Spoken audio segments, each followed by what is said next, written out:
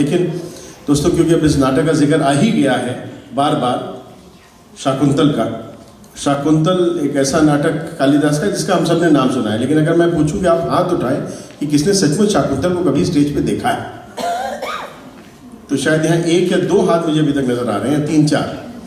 बाकी शाकुंतल को किसी भी प्रोडक्शन में कहीं भी, अगर अन्य सेंट्रल की आप उज्जैन के रहने वाले हैं जहाँ हर साल कालिदास महोत्सव गवर्नमेंट ऑफ इंडिया करवाता है, तो शायद लोग कालिदास के नाटक सुनते जरूर हैं, इट्स अ मिथ जो कि देख नहीं पाते। आज हम आपके लिए बेगम कुदसिया ज़ैदी के अनुवाद में शाकुंतल के कुछ टुकड़े लेकर के आए हैं। ये एक आज की छोटी सी एक और परफॉर्मेंस 15 मिनट की शैली, अब मैं चाहता हूँ कि आप सबको लेके आ जाएं यहाँ पे। और दोस्तों मज़े की बात यह है कि मतलब ये बात आज के माहौल में ज़रूर ध्यान रखने वाली है और पूरे हिंदुस्तान को ध्यान रखने वाली है कि कालिदास के संस्कृत नाटक को हिंदुस्तानी ज़बान में, ऐसी आम फहम ज़बान में जो कि थिएटर की भी ज़बान हो, क्योंकि खेला जा सके न सिर्फ पढ़ा जा सके, लाने का काम बेगम कुदसिया ज़ैदी ने नहीं किया। किसी स्वघोषित राष्ट्रीय स्वयंसेवक ने यह काम नहीं किया था दोस्तों। तो ये बात जो है ज़रूर ध्यान रखिएगा। आइए प्रस्तुत करते हैं कुछ अंश शकुंतला।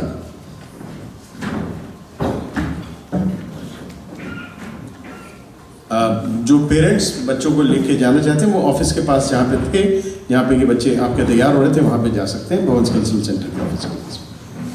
माइक चाहिए ना यहाँ पे?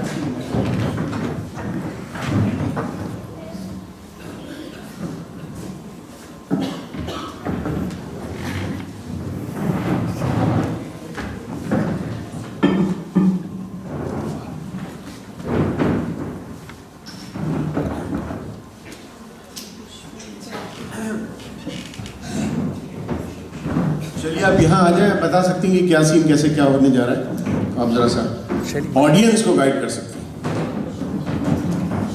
अच्छा निष्ठा आप आ जाइए। जब तक ये तैयारी हो रही है मैं आपको बता दूं कि इसके बाद में एक छोटी सी परफॉर्मेंस और भी है जो बहुत खास है। आज़र का ख्वाब, आज़र का ख्वाब, आज़र का ख्वाब, बहुत बात हुई आज और होनी भी थी, क्योंकि आज़र का ख्वाब बेगम कुदसिया ज़ैदी का सबसे ज़्यादा खेला जाने वाला नाटक हिंदुस्तान में है। और बड़े कमाल की बात आज हम लोगों की सबकी किस्मत ये हुई है कि वो अभिनेत्री जिसने सबसे पहले हुए 1962 के प्रोडक्शन में आज़र के ख्वाब में हज्जों की भूमिका निभाई थी, वो सलीमा रज़ा आज हमारे बीच मौजूद हैं दिल्ली से ख़ास आकर के। उनको ख़ास करके हमने बुलाया है कि वो आए और वो उस तरह से हज्जों करें। फिर 80s में हज्जों की भूमिका करने वाली लुबना सलीम हमारे बीच मौजूद हैं। 90s में हज्जों की भूमिका करने वाली प्रीता माथुर ठाकुर हमारे मौजूद हैं। और ये तीनों हज्जों आज एक साथ त्रिगलबंदी करती आपको स्टेज पे नजर आएंगी। मगर उससे पहले शाकुंतल।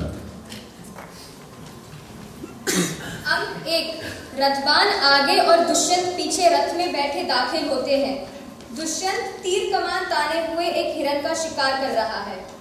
ये हिरन हमें बहुत दूर खींच रहा है, लंबी लंबी कलौं से भरकर लगता है ये भाग नहीं रहा, उड़ रहा है। लो रथबान, अब तुम हमें इस हिरन का शिकार करते देखो। रथबान पहले राजा को देखता है और फिर हिरन को। जब मैं आर्य को हिरन का पीछा करते हुए कमान का चिल्ला चढ़ाए देखता हूँ तो शिव जी की तस्वीर आंखों में फिर जाती है। एक साधु और उसके शिष्य का प्रवेश। महाराज, कुछ साधु आपके और हिरन के दरमियान आके खड़े हो गए हैं। रोक ले अपने बाण राजन, रोक ले अपने बाण। ऋषि आश्रम है, तपोवन है, रोक ले अपने बाण। इस चिल्ले पे चढ़े हुए तीर को उतार लीजिए महाराज। लीजिए, उतार लिया। आशीर्वाद राजन। पुरु वंश के दीपक जग उजियारे, तुमको तुम जैसा गुणवान चक्रवर्ती पुत्र से करे सभी भगवान। महाराज, हम लोग हवन के लिए लकड़ियां चुनने जा रहे हैं। उस ओर माली नदी के किनारे हमारे महर्षि कनु का आश्रम। क्या हम आपके कुलपति का दर्शन कर सकेंगे? महर्षि कनु अपनी बेटी शकुंतला के अतिथि सत्कार की हिदायत देकर सोम तीर्थ को गए। तो फिर हम वहीं चलें और वहां उनकी बेटी शकुंतला ही से मिल लें। तो चले। चेला और साधु जाते हैं। रथबान, घोड़े पर। जो हुक्म महाराज। जोश से रथ चलाता है। थोड़ी दूर जाकर रथबान, रथ रोक, हम यहीं उतर जाते। तपोवन वासियों के काम में बाधा नहीं पड़नी चाहिए। लीजिए, मैंने बांगे खींच ली। महाराज उतर जाएं तपोवन में जाने के लिए लिबास सादा होना चाहिए। लो ये सब अपने पास रखो। जेवर और तीर कमान उतार कर देता है। देखो, हम जब तक आश्रमवासियों का दर्शन करके लौटे तब तक तुम घोड़ों को खोलकर सस्ताने दो और उनकी पीठ पर पानी डालो। जो हुक्म महाराज।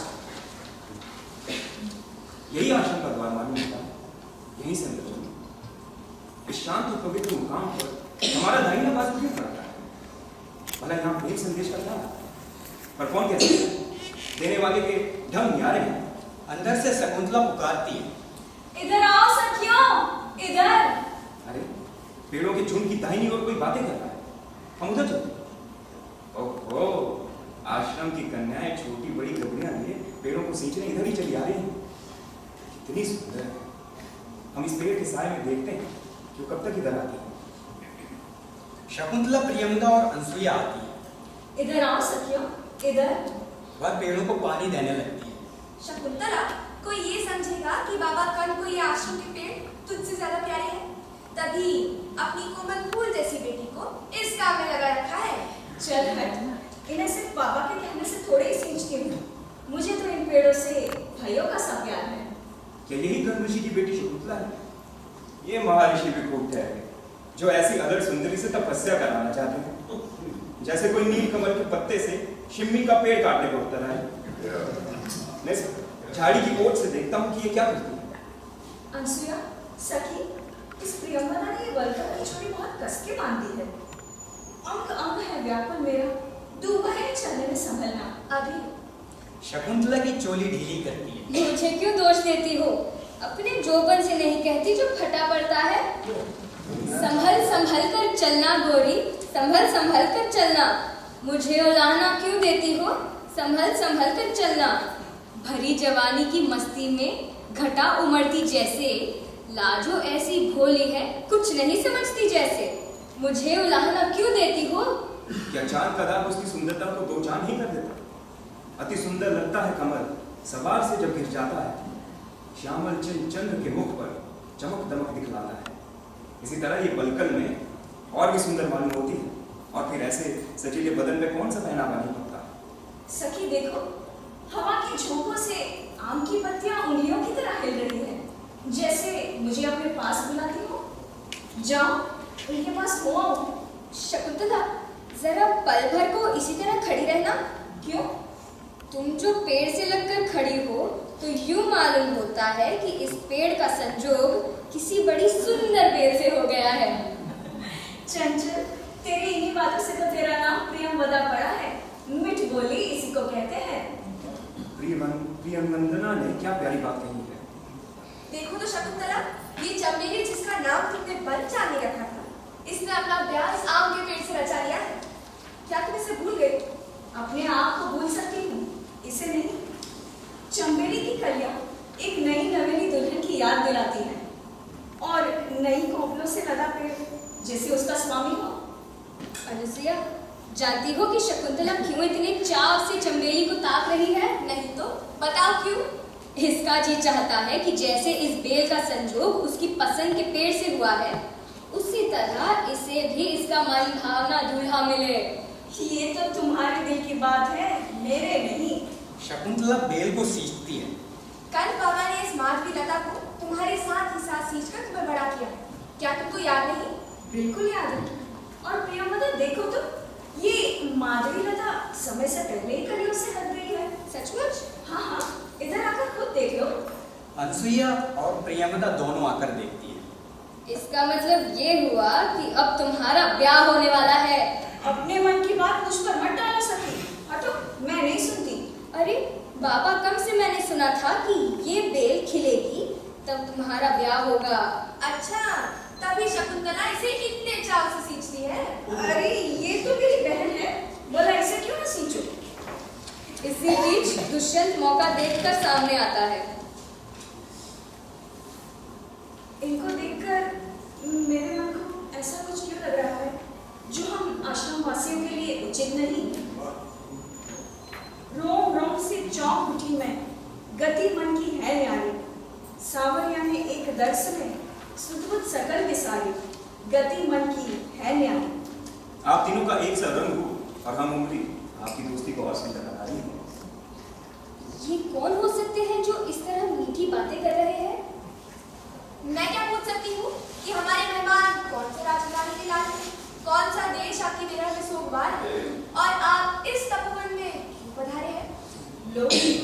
अनसुईया ने तो मेरे दिल की बात कह दी। अब हम इन्हें क्या उत्तर दें? अब भद्रे हमें पूर्ववंशी राजा की ओर से धर्म काज की देखरेख के लिए नियुक्त किया गया है। इसी सिलसिले में इस पवित्र तपोवन में ये देखने आए हैं कि ऋषियों के जप तप में किसी तरह की बाधा तो नहीं पड़ रही। तब तो सब आश्रमवासियों को अपना रक्षक मिल गया। शकुंतला शर्मा कर दुष्यंत को तिरछी नजरों से देखती है।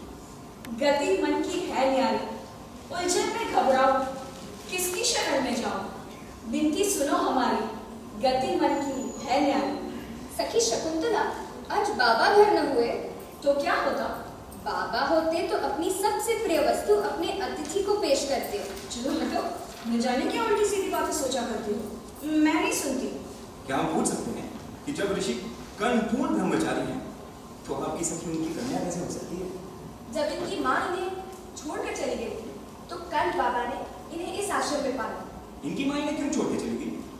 कई वर्ष पहले राजघराने के तपस्वी विश्वामित्र ने गोदावरी के किनारे बैठकर एक कड़ा तप शुरू किया।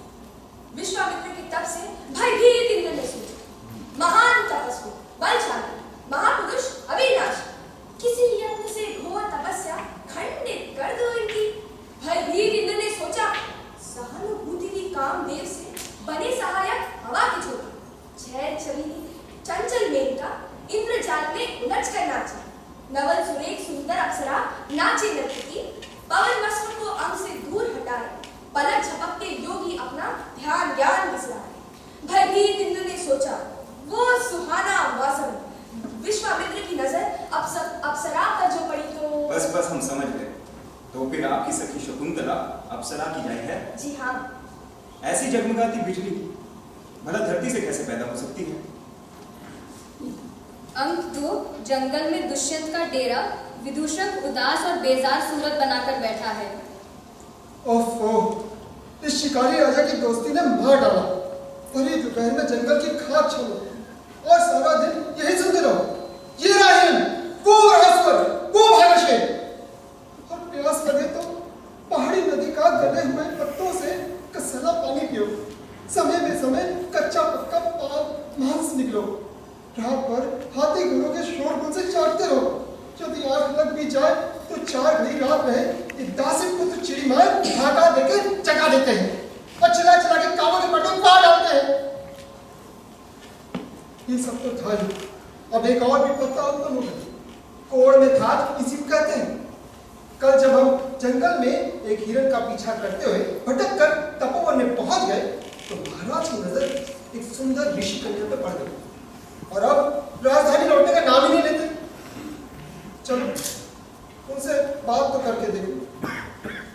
अरे मेरे मित्र तो इधर ही आ रहे हैं, हाथ में तीर कमान, गले में जंगली फूलों की माला और हृदय में प्रियतमा की तस्वीर। वो नैन लजाए मेरे लिए, मुस्कान वो मेरे कारण थी, उस चंचल चाल के चरणों में मेरे हृदय की धड़कन थी। विदूषक झट डंडे के सहारे से बैठ जाता है जैसे बहुत ही निढाल हो। इस समय प्रणाम को हाथ नहीं उठ पा रहे, नस नस जकड़ गई है, रग रग अकड़ गई है, सूरत बिगड़ गई है, पेजाब पिछड़ गया है, उंगली सिकड़ गई है, अथवा मेरे हाथ पैर नहीं खुलते। इस कारण महाराज की जय जयकार सिर्फ जीभ हिला के कर सकता हूँ। ये अनुभव कैसे हुआ? आपने उंगली डाल के पूछते हो कि आंसू कैसे? हम समझे। वो नदी में खड़ा कुबड़ा बैग का पेड़ क्या स्वयं टेढ़ा हो गया? कमर झुकाए बैग खड़ी है नदी के बीच, ये भेद आ न सका तेरी खोपड़ी के बीच। जल का वेग जो करता है उस पे अत्याचार, कम खाके बस हो गई लाचार। आयुष्मान, इसी तरह ये अनुभव आप ही की दया है। वो कैसे भाई? आप तो राज का जो महल छोड़ के बिल्कुल ढील हो गए और मैं दुखिया ब्राह्मण इन पशुओं का पीछा करते करते मरा जा रहा हूँ। मुझ पर दया कीजिए महाराज और बस एक दिन भर का विश्राम करने का सौभाग्य प्रदान करें। क्या ये जान गया है कि ऋषि कुमारी के वियोग में मेरा दिल भी शिकार से उचाट हो गया है? क्या महाराज ने मौन व्रत धारण कर लिया है? उत्तर क्यों नहीं देते? हम सोच रहे थे कि मित्र की बात टालनी नहीं चाहिए। जुग जुग जियो महाराज। माधव, हम कहेंगे कि तुम्हारी आंखें हुई ना हुई बराबर है यदि तुमने सृष्टि की सर्वोत्तम रचना नहीं देखी। क्यों? एक तो आप ही मेरे सामने बैठे हैं। अरे अरे महाबुद्धिमान, मैं तो उस सुंदरी की बात कर रहा हूँ जो इस तपोवन की शोभा है। जादू कर गए नैन रे मनवा, जादू कर गए नैन, ललाट अलकोट सरे तन पर, कि तन की माया नई फानन पर, रची हुई रागनी बदन पर, हर लीना सैन, हर लीना चैन रे मनवा, जादू कर गए नैन। राज, रनिवास की एक से एक सुंदर रानी को छोड़कर आप किसी देहातन पर क्यों लट्टू हो जाए? जैसे कोई मीठा छुआरा खाते खाते तेंदू के फल के लिए तरसने लगे। मैं तो तुमने उसे देखा भी नहीं, तभी ऐसी बातें कर रहे हो। शकुंतला तो एक अछूता कोमल है, एक अनमोल बिन बिना मोती, अनचका ताजा शहद या नेक फूलों का फल है। तो फिर इसे शीघ्र शीघ्र हत्या लो, वरना इंबुदी तेल पे चुपड़े हुए सर घुटे किसी तपस्वी की चिकनाहट से पिघला देगी। और वो गई तो मुझसे ना कहना। अंक 3 कम बाबा का आश्रम। शकुंतला फूलों की सेज पर लेटी है और दोनों सखियां उसकी देखभाल में लगी हैं। दुष्यंत को देखकर शकुंतला हड़बड़ाकर उठने की कोशिश करती है। नहीं, तुम इस हालत में उठने का कष्ट मत करो। ले ए दिल, कहीं तो तू इतना व्याकुल था और अब तेरे पास कोई जवाब ही नहीं। वह प्रेम पत्र उसके हाथों से लेकर पढ़ने लगता। महाराज, इस पत्थर पर विराजे। अब तो आपकी सखी को ज्यादा तकलीफ नहीं। अब दबाते ही तकलीफ दूर हो जाएगी। प्रियंवदा, ये तो रनिवास की रानियों की जुदाई में व्याकुल होंगे, तुम इन्हें इस चक्कर में क्यों डाल रही हो? हम तो इतना ही कहेंगे कि हमारे रनिवास में बहुत सी रानियां हैं, पर हमारे कुल के टेक 2 ही होंगी, एक समुद्र से गिरी हुई पृथ्वी और दूसरी तुम्हारी सखी। शकुंतला खुशी का इजहार करती है। अनसुईया इधर उधर देखती है। प्रियंवदा, देखना तो वो हिरण का बछड़ा इधर मुंह देख रहा है, जैसे अपनी माँ को ढूंढ रहा। चलो, चलकर उसकी माँ के पास उसे पहुंचाओ। ठहरो, मैं तुम्हारे साथ चलती हूँ।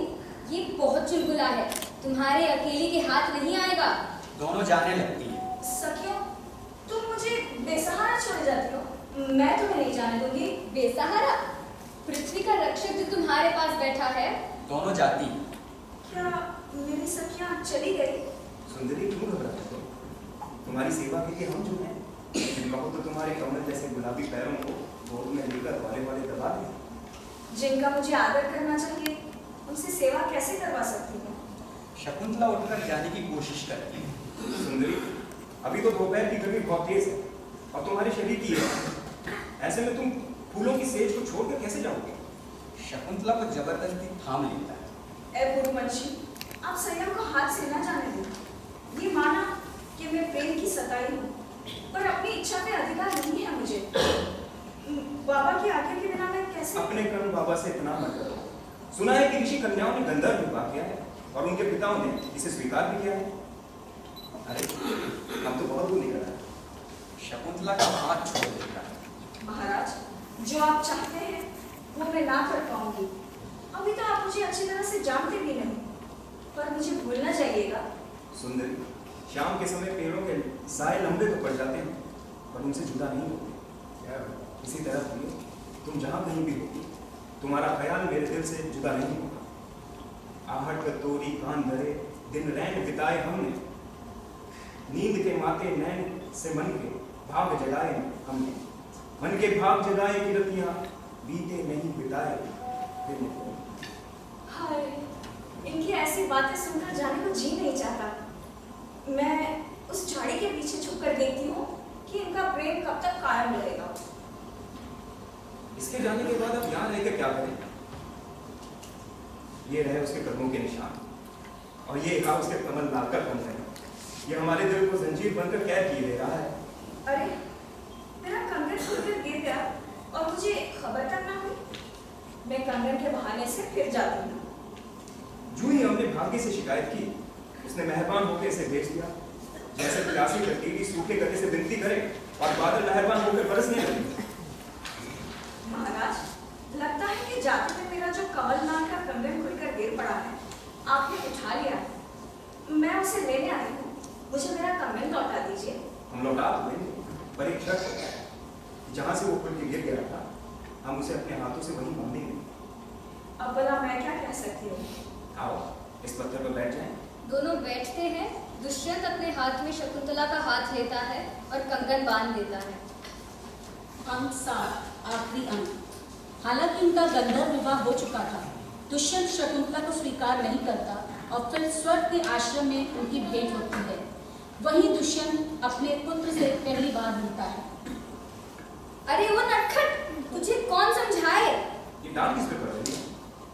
अरे ये बच्चा कौन जो दूध पीते शेर के बच्चे को अपनी माँ से छुड़ाना चाहता है? एक लड़का शेर के बच्चे को घसीटते हुए अंदर आता है तो जोगिनी पीछे पीछे आकर उसे रोकना चाहती है। अपना मुंह खोल, मैं तेरे दांत गिनता हूँ। तेरी शरारतें दिन ब दिन बढ़ती जा रही है, तभी साधुओं ने तेरा नाम सर्वदमन रखा है। मुन्ने, इस शेर के बच्चे को छोड़ दे, मैं तुझे अच्छा सा खिलौना दूंगी। लाओ, अभी लाओ खिलौना, तभी छोड़ूंगा। इस बालक के हाथ में चक्रवर्तियों के लक्षण हैं। भोर गए जिस कमल खिलावत, मिली जुली पंखड़ी, हंसमुख बालक खिलत हथेली, मिलत खिलौना चमचम चमके अखियां। सुव्रता, ये बड़ा हट्टी है, बातों में नहीं आएगा। मेरी कुटी में रंग बिरंगा मोर रखा है, वो जाकर ले आ। अच्छा, तब तक मैं इसी से खेलूंगा। अरे ये तो मेरी सुनता ही नहीं। न जाने कोई ऋषि कुमार है या नहीं।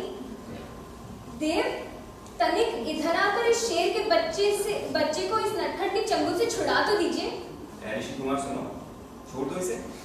आश्रम के पशुओं से तो प्यार करना चाहिए।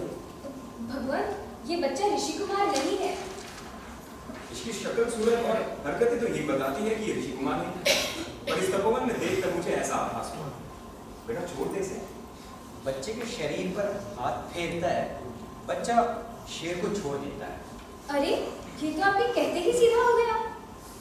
अच्छा ये तो बताइए कि यदि ये ऋषि कुमार नहीं तो फिर किस घराने से है? कुरुवंशी। पर इस पवित्र स्थान पे कैसे अपने आप पहुंच गया? अपने आप नहीं आया, इसकी माँ का नाता अप्सराओं से है, इसलिए इसका जन्म देवगुरु के तपोवन में हुआ था। दूसरी जोगन मिट्टी का मोर लेकर आती है। सर्वदमन, ओ सर्वदमन, तनिक इस शकुन को तो देखो। शकुन सुंदर है ना? हाँ मेरी अम्मा। अरे, शकुन को शकुंतला समझ बैठा। नहीं मुन्ने, मैं तो इस मिट्टी के पंछी को कह रही थी। ये तो बहुत सुंदर है। हाय, इस बालक के बाजू का गंडा क्या हुआ? मैं तुझे मारूंगी। बोल अपना गंडा कहाँ फेंकाया? घबराओ नहीं, ये रहा।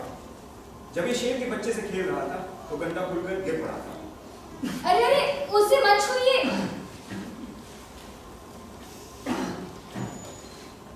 मैंने तो गंडा बेधड़क उठा लिया। क्यों? आप मुझे मना क्यों कर रहे हैं? बात ये है महाराज, इसके पहले संस्कार के दिन कश्यप ऋषि ने ये अपराजित गंडा इसके बाजू पर बांधकर ये कहा था कि यदि ये भूमि पर गिर जाए तो इस बच्चे और इसके माँ बाप के अलावा इसे कोई ना उठाए। और यदि उठा दे तो ये गंडा सांप बनकर उसे डस लेगा। क्या आपने कभी ऐसे रोते देखा है? अनेकों बार। फिर इस बार ऐसा क्यों नहीं हुआ? यही तो अचंभा है महाराज। शुभकामनाएं पूरी होकर रहती हैं। खुश होकर बच्चे को गोद में उठा लेता है। चलो सुव्रता, चलकर ये शुभ समाचार तपस्विनी शकुंतला को सुनाएं। छोड़ो, हम भी अपनी अम्मा के पास जाएंगे। चलो, तुम हमारे साथ चलो। हम आपके पिता हैं सर्वदमन। नहीं, तुम मेरे पिता नहीं हो, दुष्यंत है। शकुंतला आती है, उसके बाल परेशानी में बिखरे हुए हैं। क्या पता जो कुछ सानुमति कह रही थी वो सच ही था। ये आगे पुत्र नहीं हो सकते, इतने पतले और दुर्बल। तो फिर ये कौन है जिसकी ये मजाल कि वो मेरे गड्ढा बंधे बच्चे को अपने से लिपटा कर उसे अपवित्र करे? अम्मा, ये कौन है जो मुझे इतने प्यार से बेटा कहकर गोदी में उठा रहा है? प्रिय, क्या तुम मुझे ना पहचानती? विरह की मूरत बनी बात, नीर बिना मुरझाए नैना, सावन भादों सी अलंकार मन पर क्षण भर में छाया, सूखी वो घनघोर बदरिया सोग में एक निर्मोही के, मिलन तोरे मुख पर मुस्कावे उमड़े वही बदल, देख तोहे पर आए नैना, नीर बिना मुरझाए नैना, विरह की मूरत बनी बात। जय हो आर्य पुत्र की जय। सुंदरी के आंसुओं से रुंधे हुए गले से आधी ही जय जयकार निकले तो क्या? हमारी जीत तो पूरी हो गई कि हमने तुम्हारे चेहरे के दर्शन एक बार फिर किए। तुमने सिंगार नहीं किया तो क्या? ये कौन तो अब भी मधुर है। क्यों माँ, ये कौन है? अपने सौभाग्य से पूछ। मैंने जो तुम्हारा निरादर किया उसकी कसक अपने दिल से निकाल दो। उस समय मेरी बुद्धि पर भूल का एक भयंकर अंधकार छा गया था। मूर्ख ही शुभ अवसर यूं हाथ से खो दिया करते थे। अंधे के गले में कोई माला डाले तो वो उसे सांप समझकर उतार देता है। शकुंतला के पांव पर गिर जाता है।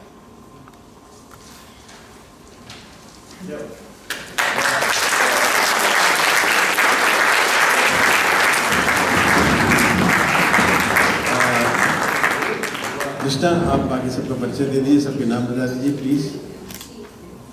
हमारे सरुदमन, मितार्थ, अनुप्रिया और जोगन अफसाना, जिग्ना, जयन, अमित, जगदीश और तनु।